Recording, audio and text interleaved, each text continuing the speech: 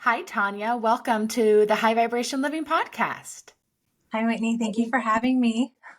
Well, I've already really enjoyed connecting with you and chatting with you, but you've had kind of an incredible journey. You got Mhm, extremely sick with Lyme disease. You were mhm. able to find your way out of it. And since then, you've become an incredible author and, someone who helps people along their spiritual journey and their spiritual awakening. So I wanted to dive into that a little bit. Okay. Um, yes, I definitely came out of a long journey of healing from Lyme's disease and a brain tumor and multiple autoimmune diseases. So, at one point in my life, when I hit 30, it was kind of a cliche. And I was like, wow, this really sucks to turn 30. I didn't actually believe it. But at that moment, I hadn't known that I was actually sick with what I would refer to back then, 10 years ago, was a mystery disease because it was quite a mystery back then.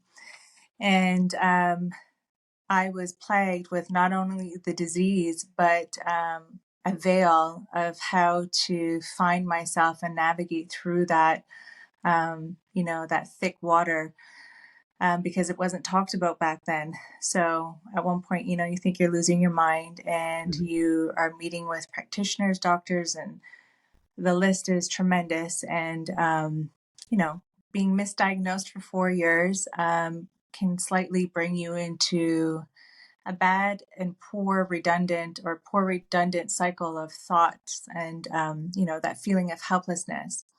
So in a long story short, I went through quite an endeavor to heal, and the pivot point for me was when I met with this incredible healer, and I was at that point finished with Western medicine and properly diagnosed with Lyme's disease and all my other ailments. And she was a medicine woman who worked with nature and nature's beloved plants. And she was helping me through plant medicine, such as herbs and flower medicines. And at one point, I was really desperate and pretty much falling at the mercy of anyone who had some wisdom and knowledge beyond the Western medicine. And she just took me by my hands and um, said, "Stop. You're driving yourself into insanity. And you have completely not only forgotten, but maybe have never even known who you truly are." And when she said that to me, I lost all bearing because I hadn't even known what that meant. I didn't know the vastness of that sentence and how much that transcended me in that very moment. And she said, "You are the universe, and you within you have the universe of wisdom to heal yourself. Refrain from giving your power away because the power is you. And the second you hold that domain and you hold yourself in your own power, you are no longer healing, you're no longer sick, you are thriving just as you are as a perfected being that you came here, in our perfect origin." That was the beginning of a completely different life for me. And literally, I was shedding layers of illness, but beyond illness, I was shedding layers of a very disconnected mind frame. And what that journey brought me into was the deepest dive into, I guess, the kingdom within the temple. I hadn't known that I was not brought up taught like most of us that we are these universal extensions and here as a fragment of a greater whole, to express ourselves as a unique being, to share our unique gifts, because I didn't know that we had unique gifts. I didn't know that we were the universe. And, you know, I always did question, I have to say, what's that voice in my head that's speaking? Or how am I breathing? What is the breath? And all these types of things. But I hadn't actually really contemplated and discerned that until this moment again. I did when I was a child, but I had to come full circle into that discernment again. And that journey took me on an exquisite, most wonderful, benevolent journey into the wonderland of self. And I learned through very challenging yet mesmerizing journeys the truth of who we are and how to harness and facilitate the energy in which we are. You come into some sort of the beginning or the entry point of a mastery of self. It's a forever journey. I think it's even a journey beyond our lifetime. But how to utilize and harness this energy. We're our energetic beings. And when we can work from the standpoint of our energy from the center of our heart, which is our essence, it's our quintessence, it's our nature, then we're no longer battling the resistance caught up in the ego, kind of trying to heal the identity, which is a false identity, as opposed to working from the nature of ourself, which is our core essence, because that's the power, and that is where power is derived from. And within that power lives the light, and that light is the healing essence to move forward with. So that was that beginning of the journey. And then my son, not too long after that, bless him, came on all my journeys for healing.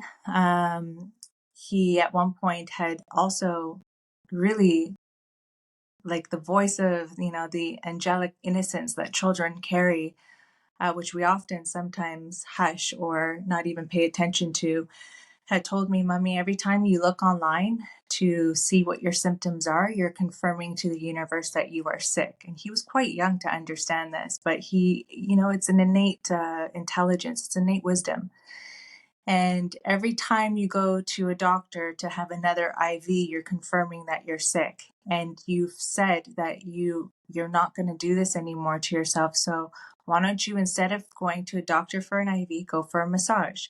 Instead of going to another clinic or another therapy session, go to the ocean, go into nature. You're an artist, go paint, go dance, all of these things. So instead of doing things that your soul is resisting, I translated this afterwards, as opposed to doing things your soul is resisting, because you're ultimately fighting the force of your own nature by imposing exterior methods to heal what the body and the mind innately know how to do so. There's a surrender that comes in this type of, wisdom, where it was just like, yes, I need to actually love myself in the process and not impose these infringements that are hurting the process of healing or hurting even the process of being. You can't be in a state, in a resonance of love, when you're poking yourself with needles, putting foreign entities into your body. That's a contradiction. You can't be in a state of love when you're going, to another episode of treatment and you know that it's going to be painful and antagonizing. This is a contradiction again. So, even though the idea is, self purposeful and serving, the context in which we're healing as a human, being is not in service to self. It's not in service to our innate wisdom. So that was the path of healing for me. But I had no idea that this path would evolve the way that it did. And it was a complete blossoming of, the flower of life that we are, and that I am, that we all are. And out from that, when I shed the layers and I began to purify my mind and purify my heart and come back into that essence of love, the universe became my guidance. The divine became my providence. And my commitment and devotion was to that. It was no longer an act of discipline. I didn't need to discipline myself to eat a certain way. I no longer needed to discipline myself to, carry on with good habits, if you want to call it that. It just became so profoundly evident and clarified and crystallized that why would I continue to infringe pain, harm, and suffering on my body or my mind, knowing that I am a gift, as we all are, a temple for the divine, here to shed light on a greater story, the story of creation. And why not harness and channel my energy into that story as opposed to the story based upon the false identity? And that's where I began to kind of flourish. So, Mhm. for people that are struggling to listen to their inner voice. So they hear, just be your authentic self or listen to your inner voice to do the things that will support you and make you feel better or that will, lead you to the foods that are most nourishing for you. But there's so much noise. They're struggling to hear what's really for them. Do you have any suggestions on how to get that clarity? Yes. Um, Most of the time, you actually hear it. It's a resistance to actually complying with it. So we all hear that inner voice, but it's a choice. And this is where courage and strength comes. And the lack of courage and strength happens, I believe personally, from the lack of knowing who we truly are, for the lack of knowing our true purpose here on earth. When we don't have anything beautiful to hold on to because life has gotten ugly, and maybe perhaps our world is not as beautiful as, it should be in a moment, it's very hard to apply the notion of serving thyself in the greatest altitudes when we don't even know who we are. So, who are we serving and for what purpose? And this is the endless redundant cycle of addiction, where we soothe this yearning, this desire to find fulfillment in the unknown, and the unknown is that connection, that cord to our totality. We often live from the body or the mind or both, but we're missing the most important fundamental aspect of ourself, which is our spirit self. It is our essence. So when we come into that trinity of self, the mind body connected to spirit and soul, we have that totality in our own humanity to then be in within the humanity that lives around us as a whole.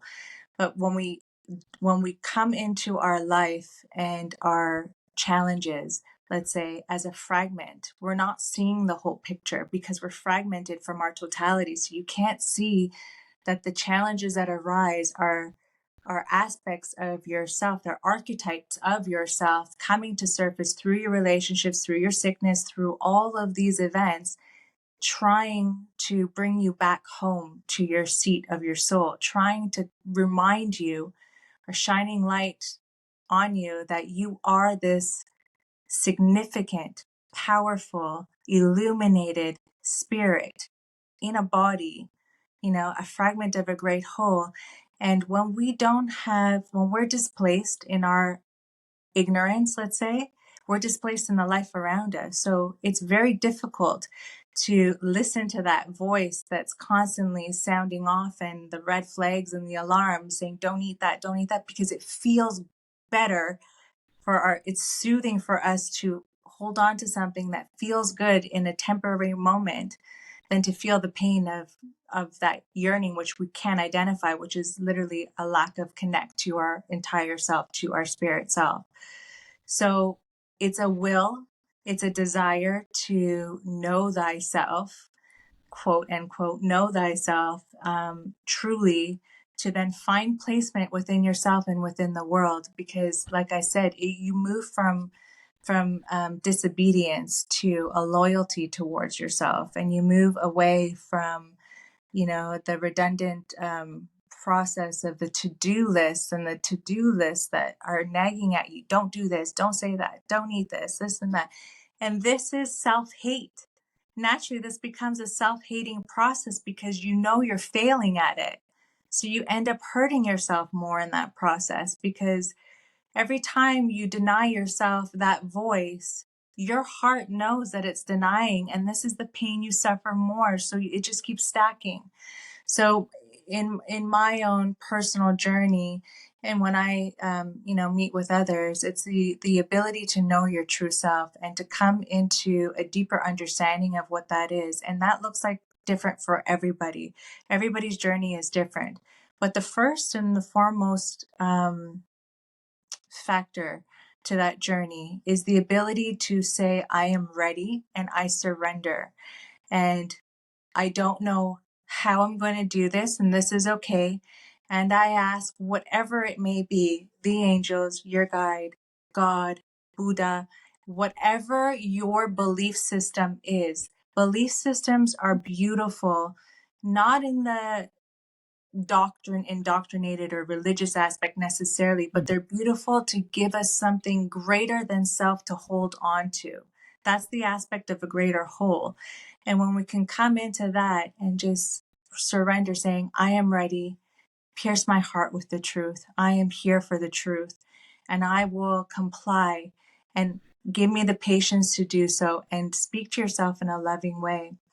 The other thing that's a great practice that I started to do in my journey, when I realized how much harm I had implicated on my body through the healing process, through the intravenous's, through the 30 supplements I was taking a day, through the rigorous training and running and sports to keep a certain shape. You know, all of these types of things were in a way self-destructive and the contrary to self-love, because self-love should be beautiful. It should be gentle. It should be forgiving. It should be like non-judgmental. And what I started to do was look at myself in the mirror, as uncomfortable as it was, naked and raw, and, you know, look at myself and just say, I love you, and you are you are worth honoring, because you have been given to me as a gift for something greater to be a conduit of this light. And I feel that I am ready to take on this role, to commit to the responsibility of being human in this life as a collective. And it was uncomfortable for a while because, you know, looking at yourself, and I lacked confidence and self-worth. And slowly but surely, you know, you start to become very familiar with your essence and yourself when you start to have these communions and relationships with yourself, which is ultimately spirit, and more so communion with the divine, with the greater source, whatever that might look like. And sometimes it might even start off feeling silly, like, okay, I know you're there somewhere. I know that there's spirit. I know spirit's in me. I'm not used to this just yet, but I would like to know this part of me, and, you know, guide me. I'm here to listen. And the second you tune in, it's like any decision, it's any commitment to any relationship. You know, we commit to our relationships every day, whether it's our partner, our spouse, our children, workforce. And every day you show up to that relationship, and you're putting energy in cultivating these relationships. It's no different than cultivating a relationship with your inner self. You go into dialogue with yourself, and sometimes if you even feel nothing or hear nothing, know that there is something greater than the eye can see that is transcending that moment of doubt, and it will come into surface. Another great way that I always do is I write in my journal. Same thing. The journal is a safe place, a safe home, where you have dialogues with self, with spirit, no judgment. There's nobody there to look at you, to read your work. And it's just, you outpour. Sometimes it can be an outpouring, an output, and sometimes it can be an input. And when you output, you start to unveil the layers of yourself, and you'll start to kind of go into a receiving. And when you go in with no intention other than just to simply return home to that innocence, to discover yourself and go into a creative process of just communicating.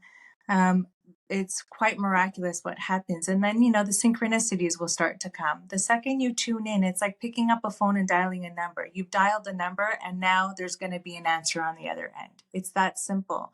Yet we in our society, we have this incredible habit to complicate life and to complicate everything. And this is what makes everything feel so impossible. And it makes us feel so inferior to greatness, because we put it so far away from us and distance ourselves from it, because, oh no, that's saved for, you know, the smart people. That's saved for the Tibetan monk who's on the mountain. Or the genius is saved for only the inventors and the, you know, top producers in our world. And yet it's not true. Every single one of us are identical in essence, because we are of one essence. We are of one omnipresence. Our unique expression is different, and, you know, and it's unique for that reason. But the essence in which we're all born of, that perfected seed of light, encoded with perfection from divine creator, whatever that may be for an individual, is exactly the same in all of us. And that's what makes us so beautiful as a humanity, because when we come into unity with ourselves, we can come to see each other through the eyes of each other from soul to soul, understanding that this is another journey in front of me.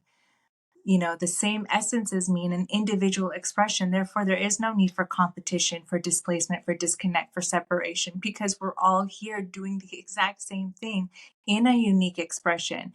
And what you're going to bring to me, Whitney, I need to propel me on my journey, and vice versa. And it makes no difference what we do in this world. It makes no difference your level of success, the color of your skin, your gender, because every single one of us is here to deliver a unique essence of the greater whole, which is the omnipresence in our own unique expression. And this creates the whole. So when we come into this perspective of life, you see there's no longer a suffering, because there is such a great, vast story happening that purposes and redefines your position and essence in life. And this is where that journey of trying so hard to find the voice changes. It pivots from trying to being, because you already know that you are a part of something. And like I said, you just have to pick up the phone and dial that number and tune into something greater than yourself, and the answers will come, the guidance will come, and you'll see it through that door you open and some random person starts talking to you. You'll see that that's a part of your path coming to you. You'll see it in a message that you see in a subway or on the back of a car. You'll see it in sacred numbers on a license plate. You'll see all these beautiful divine synchronicities coming to you as a greater message, and that is you unfolding in your path. The desire is just to will it to happen. Yes, synchronicity is confirmation. Yeah. And it's such a beautiful one. And it usually sparks a light in us. You know, it usually energizes us when we Yeah. see the synchronicities. It's actually really exciting. When Yeah. you started to trust the simple things that you needed to do in order to feel great every day, what were Yeah. some of those things that you finally leaned into and realized, wow, doing these things, it's simple, it's easy for me, and it makes me feel so good. Yes. Simple things. Again, like that connection with self in the morning, even when you're about to brush your teeth or wake up in the morning, no different. We're all habitual beings, and we all have our rituals. Like brushing our teeth is a ritual. So I decided to put in practices that would harness the cultivation of a good day, or a positive mind, mind and thinking for the day. So I would start my day with speaking to myself in the morning in the mirror and having a beautiful conversation like I would with anybody. And my conversation might look like, you know, good rising, you are a beautiful conduit of the great divine. You are a beautiful vessel. You're going to treat your vessel with beauty and love, because your essence is love. There's so many different ways to do this depending on what I'm working on as well. I'll cultivate a certain affirmation around that. The other thing that really started to transcend my thought process and break redundant cycles was listening to solfeggio frequencies first thing in the morning, right before Mm. bed, and also classical music, real genius classical music. There's something in there that the chords in the resonance in the music is very much attuned to the nature within us, just like with nature, which is the other thing I do. In the morning, I always go into nature, barefoot, hug a tree, touch a flower. It doesn't matter. Listen to birds, feel the wind on my face. The ether is informed, and we receive the ether, which is the skin, which is the air on our skin. And when we are connected with nature, we're connecting. That resonance is the same resonance that is our seed of life. So we're allowing that to electrify and magnify when we're in those resonant fields. And when we're in those resonant fields, we're no longer, we're resonating on higher frequencies. So the density of, the thoughts or the habits that have brought us into lower densities will start to reside and lift. Those are all very powerful, simple things. Starting your morning with electric food, such as a fresh glass of orange juice, lemon water, um, beautiful fruit bowl. That right there, and like that's electric. That's from the sun. That's from the source of life itself. So you're feeding yourself the source of life. And again, allowing the central nervous system, which I call the conductor, Mhm. to become more expansive and electric in terms of our day and how we start our day. So again, these things are not impossible tasks, and they're no different. All we have to do is just swap out some of the poor, habits that we have in the morning, and throughout our days, and it becomes a choice. It's everything is a choice, and it becomes a choice. What are you willing to give up to be rewarded with your truth, to be rewarded with your power? You can't have, it's contradictory to want to excursion inward and receive these divine powers that we're all innately born with, and to rise into faculties of higher states of consciousness when we're intoxicating our bodies. Because you're this it's very important what we're thinking and what we're putting into our body, because what we do is we lower the vibration with toxic thoughts and food habits, and and everything that we are is energy. So you can't rise in consciousness and awareness if you're imploding your system and your temple with toxics. It will never work. And this is why a lot of people stay stuck. They can read a million books, they can go to yoga all day long, they can chant, they can do everything, but if you're not physically loving yourself with the act, not just the word, it's going to be a very challenging ascension process into a higher state of consciousness. How do you wind your body and your mind down at the end of the day? How do you, I think most people are more comfortable with lighting up their body in the morning. That's easier for them to find routine. But how do you quiet the body and quiet the mind at the end of the day? Because it's so easy to stay turned on, with the lights in your home, with all the electronics. How do you wind yourself down? Um, Simple. I sometimes will have an herbal tea. I refrain from electronics unless I'm writing, because I'm a writer. But I actually write in a diary.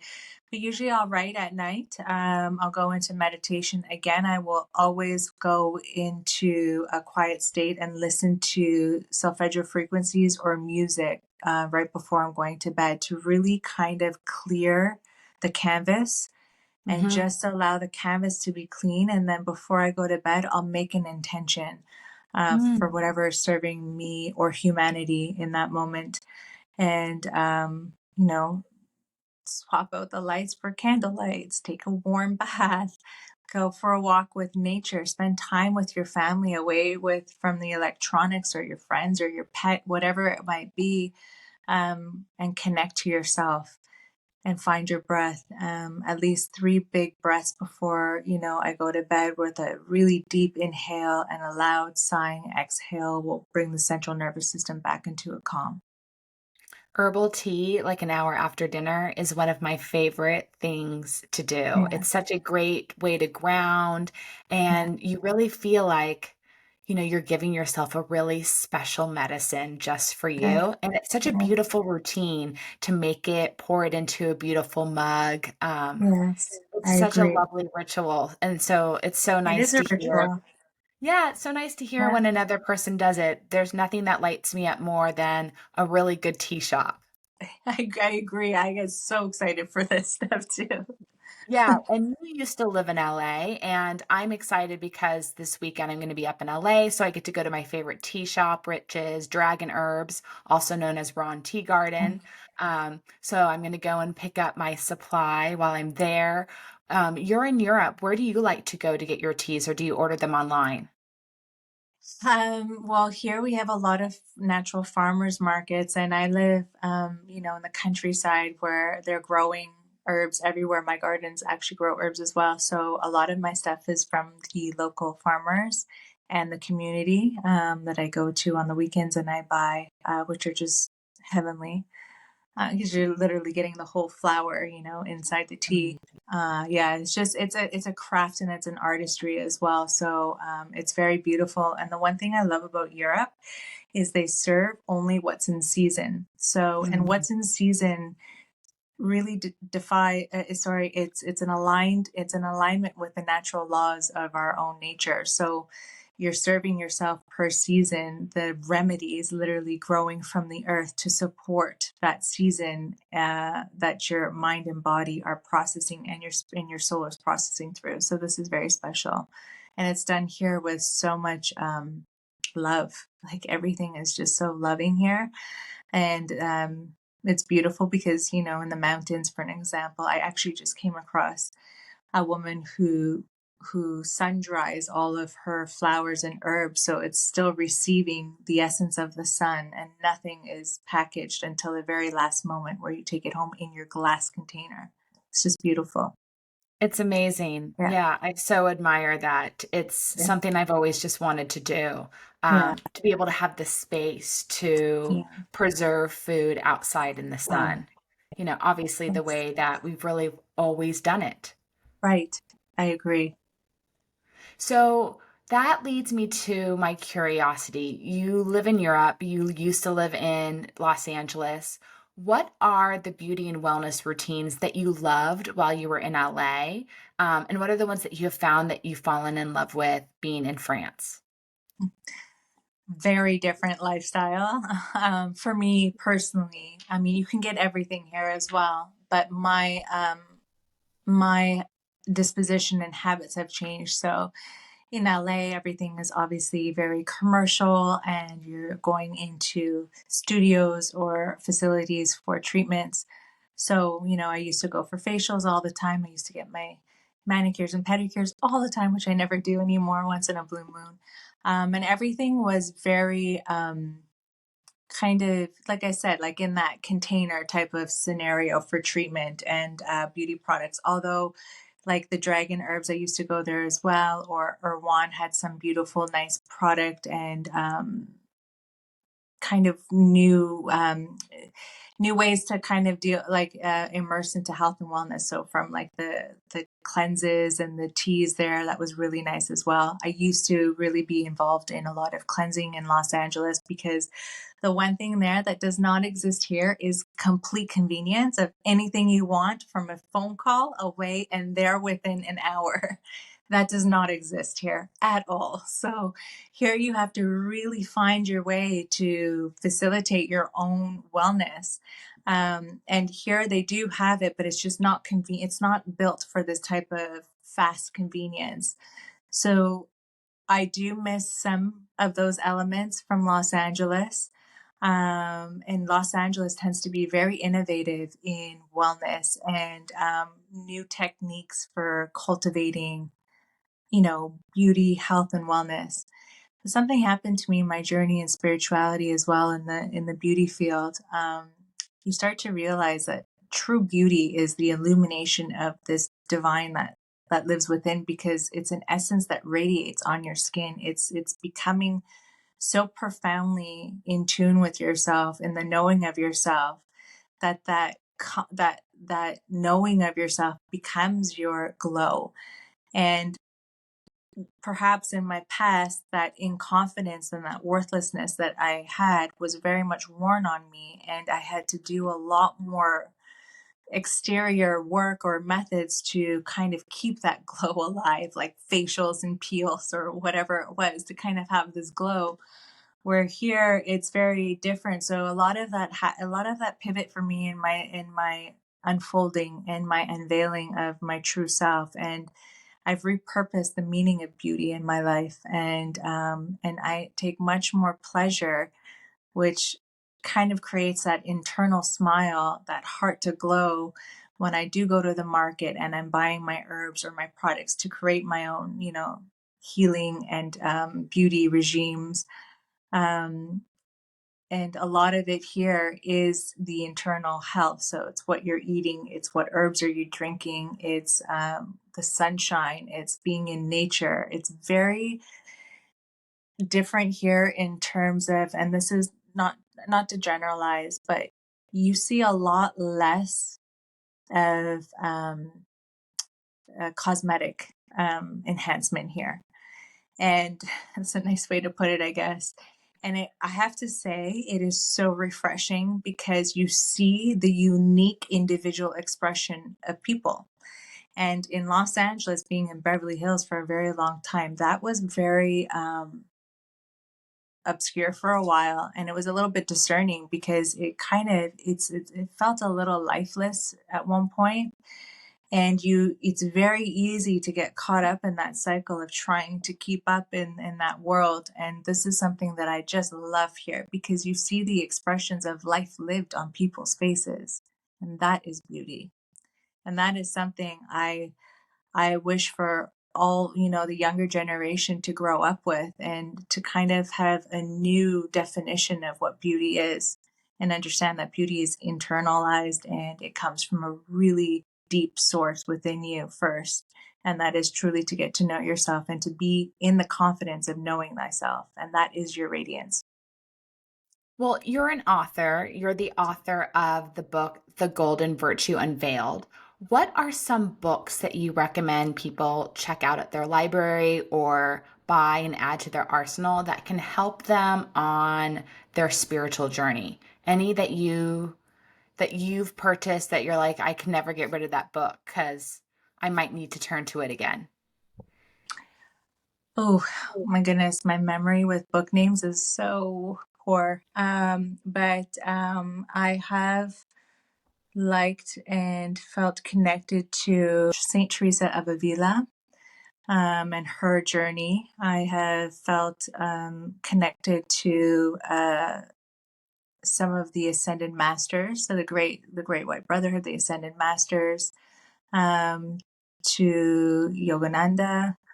I don't know the names of the books at the moment. I can actually give them to you to post, but there's actually quite a few that have been inspiring and enlightening. I like a lot of the ancient scriptures because I believe that the allegory in their scriptures, from the Bible to the Torah to the Vedic scriptures, I think that these, for me personally, were some of the greatest reads I've ever done because if you look through you know, the meaning and through the words actually being spoken there, you'll see that it's an allegory for really divine wisdom. And those are some of the greatest stories, along with fairy tales. Fairy tales for me have been a guiding grace for me as well because of the allegory in there, but because of the beauty and the hope that always kind of, is laced through a fairy tale. And I just think that for me personally, beauty and magic is very lost in our world. So I tend to go to those types of reads more than I do sometimes the philosophy and ideologies of others. Because through beauty, you kind of come home to your own ideology and philosophy because beauty opens up your heart. So that's kind of where I'm at with books. I love that. Thank you for sharing. And is there anything that you're really into learning about right now? So, what's sparking your interest? What are you diving into? Well, like I said, I dive into my own innate wisdom through my own meditations and communication. So I derive all my wisdom from self mainly, other than relating it to the fairy tales and the epics and sacred scriptures.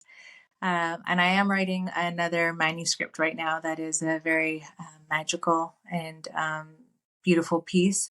So that's kind of what I'm in right now. Otherwise, if I am looking into anything, I would say that it has to be the fairy tale world, the epics and the myths. I love ancient culture and stories derived from all over the world. I think that there's so much beauty in our collective world of original storytelling, the word of mouth. And I'm always trying to derive and kind of wipe the dust off of some of these ancient stories because I think that these stories are our greatest teachers and they were there, originated from the word of mouth. And so, I might like look for a story from ancient China and what their their fairy tales might have been, or from Russia or wherever they are. And these are the types of stories that I'm personally very into if I'm not working, because again, the magic element, and just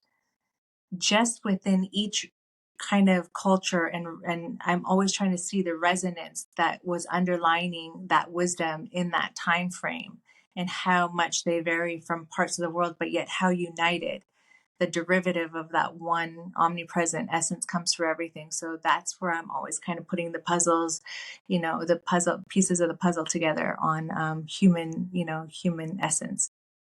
Yeah, when I was a kid, I loved the Japanese children's books and the Japanese stories because they were beautiful messages. They were very much intertwined with nature. Yes. And then the way that they colored them, the visuals that they Yeah. applied to their children's books and their stories was just so beautiful. So It's like their paper for origami. How can you yeah, not get lost and yeah, fall in love yeah, with yeah. the intricate detail and the beauty that they apply to everything that they do? Exactly. Yes. And that's the whole, that's where my heart is, exactly what you're saying. It's falling in love with the beauty of that story, and the beauty of the perspective within the culture for that particular story that was being told. And then how there's those, the woven threads of golden wisdom that comes through these beautiful intricate details. Like this, for me, I can get lost. I mean, if I were these libraries, these ancient libraries, like, that's like, put me there and I'm not coming out, because it's I heaven for know. me. Yeah. Those libraries around the Yeah. world, I mean, there's so many libraries we don't even know exist, Wild. with Yeah. books older than we know that Yeah. time existed. It's Yeah. really incredible. And I find oftentimes, like if you go to the library here in the United States, what you can get access to, especially if you go to like a historical society, is only 100 years old. That's It's not going to be that deep. Like it's about as right. deep as like a family story. Yeah. Um, That's right. you, Yes. you go to another part of the world and you can go so much further back and you Yeah. can see that so much of what we're learning isn't new, it's Yeah. old, and we're Yeah. just being reminded. That's right. And I think and it's not to say anything about the Western culture, but there's a lot of recycling with the books that are kind of coming out. So that's why I always tend to go very international and very ancient, because there's something it's like I feel like I'm always going on a journey of like a magical discovery. So it brings that child essence within me. And that's where I learn the most, is when my heart is completely opened and I'm like, oh my goodness, this is an adventure. And then everything is retainable. Where if I'm reading, like, these books that we all know what they are, and they're great and they're very helpful, but for me personally, my soul is very open and my heart opens when I go on these adventures with the ancient and the old and the unknown. And I'm always looking for the unknown. So that's where I'm always at. Well, where can people pick up your book, connect with you, keep learning from you and with you? Well, I live on social media, Instagram, Facebook, and no, sorry, YouTube, and what's the other one? Sorry, I'm not that great at this stuff. TikTok, and Oh, I also have my website at Tanya.msubotic .com, and that's kind of where I reside right now. And my book is on Amazon. It's on Barnes and Nobles and Kobo, I think. perfect. Well, thank you so much for coming on the show today. I'm so Thank glad you. we've connected. You're Yeah, such a beautiful soul. yeah, thank you. Can you You too. leave our community with just one last healthy tip that they could consider adding into their life? One healthy tip to really start to move into a transformation or transcendence of self, start with your mind and your body, and question if what you're doing, mind and body, are in service to where you're trying to go. And that is the most literal, practical starting point on anybody and for this journey for anybody. Is it serving you? And if not, then be kind enough to honor yourself to make the change. That is beautiful. So taking time, like almost throughout the day, and say, is this action or Yeah, what I'm doing right now, is this going to help me be the person where I really want to be? exactly. And you'll always know your answer. That little voice always comes in and chimes in. Always. I Never love leaves it. us alone. Yes. Well, thank you so much, Tanya, and Thank looking you. forward to connecting with you again soon, and good luck finishing your book. Thank you, Whitney. I appreciate you. You're a beautiful soul as well. Thank you.